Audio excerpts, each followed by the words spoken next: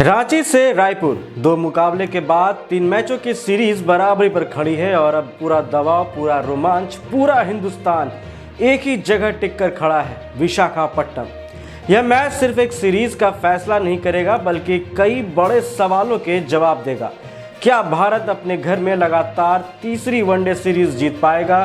क्या कोहली एक बार फिर इतिहास रचेंगे? और क्या टॉस की अहमियत इस मुकाबले को पूरी तरह पलट देगी? आइए इन सभी पहलुओं पर एक बार नजर डालते हैं। विशाखापट्टनम का यह मैदान हमेशा से भारतीय टीम के लिए एक भाग्यशाली किला रहा है। यहाँ खेले गए 10 वनडे मैचों में भारत को 7 में जीत मिली है। हालांकि हमें 2 साल पहले का वो दिन भी याद रखना होगा जब ऑस्ट्रेलिया के सामने भारतीय टीम सिर्फ 117 रनों पर ढेर हो गई थी। लेकिन मौजूदा सीरीज के दोनों मैच हाई स्कोरिंग रहे हैं और इस पिच का इतिहास भी बताता है कि एक बार फिर रनों का अंबार लग सकता है। इंडिया वर्सेस साउथ अफ्रीका, इस मुकाबले का सबसे बड़ा आकर्षण है विराट कोहली। रांची और रायपुर में लगातार 2 शतक लगाने के बाद फैंस की निगाहें अब उनके बल्ले से लगातार तीसरा शतक देखने पर टिकी है। विराट जलवा। कोहली ने साल 2018 में वेस्टइंडीज के खिलाफ लगातार 3 वनडे शतक लगाए थे, जिनमें से एक इसी विशाखापट्टनम के मैदान पर आया था।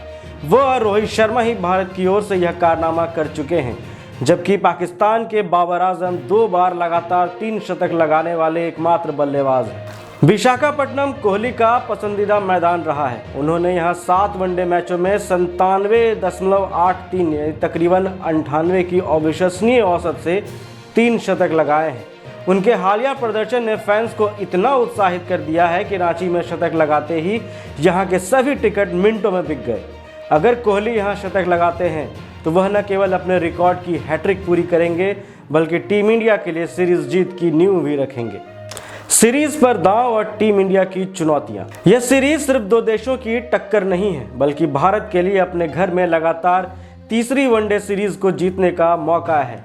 वहीं दक्षिण अफ्रीका के पास 2015 के कारनामे को दोहराने का, यानी भारत को उसी के घर में वनडे सीरीज हराने का मौका है साउथ अफ्रीका के हाथों में। इस मैच में टॉस की भूमिका हमेशा की तरह अहम रहने वाली है। भारत ने पिछले 20 वनडे मैचों में टॉस नहीं जीता है। ड्यू का प्रभाव खासकर दूसरी पारी में काफी मायने रखता है। जो टीम शाम को गेंदबाजी करेगी उसे उसके कारण पुरानी गेंद पर ग्रिप बनाने में मुश्किल होगी। पिछले मैच में 34 ओवर के बाद दक्षिण अफ्रीका भारत से 35 रन पीछे थी, लेकिन ओस ने उन्हें वापसी का सुनहरा मौका दे दिया। भारत को इस टॉस फैक्टर को हराकर एक बड़ी चुनौती पार करनी होगी, यानी टॉस को जीतना होगा। भारत के लिए एक और समस्या है स्लॉग ओवर की समस्या। दोनों मैचों में 350 का स्कोर बनाने के बावजूद भारतीय टीम का स्लॉग ओवर का खेल सवालों के घेरे में रहा है। पहले मैच में कप्तान राहुल धीमा खेल गए तो दूसरे मैच में रविंद्र जडेजा। यह वो अंतर था जो स्कोर को और बड़ा बना सकता था। अतिरिक्त रनों पर नियंत्रण रखना होगा। पहले मैच में भारत और जीत के बीच सिर्फ 17 रनों का अंतर था और यही 17 रन जो अतिरिक्त 17 रन थे साउथ अफ्रीका ने एक्स्ट्रा में दिए थे। अगर दक्षिण अफ्रीका के गेंदबाजों ने एक्स्ट्रा पर नियंत्रण किया होता तो यह सीरीज का फैसला हो चुका होता। यशस्वी जायसवाल की चुनौती। दोनों मैच में यशस्वी जायसवाल फेल रहे हैं। दक्षिण अफ्रीका के दोनों बाएं हाथ के तेज गेंदबाज मार्को यानसेन और बर्गर उनके लिए लगातार परेशानी पैदा कर रहे हैं। जायसवाल को अपनी तकनीक को और कसना होगा, खासकर बाएं हाथ के पेस के सामने। एक और खराब प्रदर्शन उन्हें टीम में पीछे धकेल सकता है, उनकी वापसी की संभावनाओं को खारिज कर सकता है। भारतीय गेंदबाजी भले ही उम्मीद के मुताबिक प्रदर्शन ना कर रही हो, लेकिन बेंच पर कोई स्पेशलिस्ट गेंदबाज नहीं है। ऐसे में एक बड़ा बदलाव वाशिंगटन सुंदर की जगह युवा ऑलराउंडर नीतीश कुमार रेड्डी को शामिल करना हो सकता है। सुंदर दोनों मैचों में बल्ले से नाकाम रहे और सिर्फ 7 ओवर ही फेंके।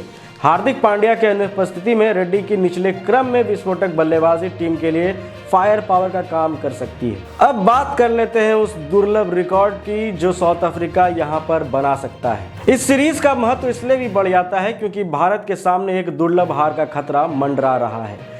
भारत ने पिछली बार 2021-22 में दक्षिण अफ्रीका में टेस्ट और वनडे दोनों सीरीज एक साथ गंवाई थी। वहीं अपने घर में भारत ने 1986-87 के बाद से किसी भी द्विपक्षीय दौरे पर टेस्ट और वनडे दोनों सीरीज नहीं हारी है।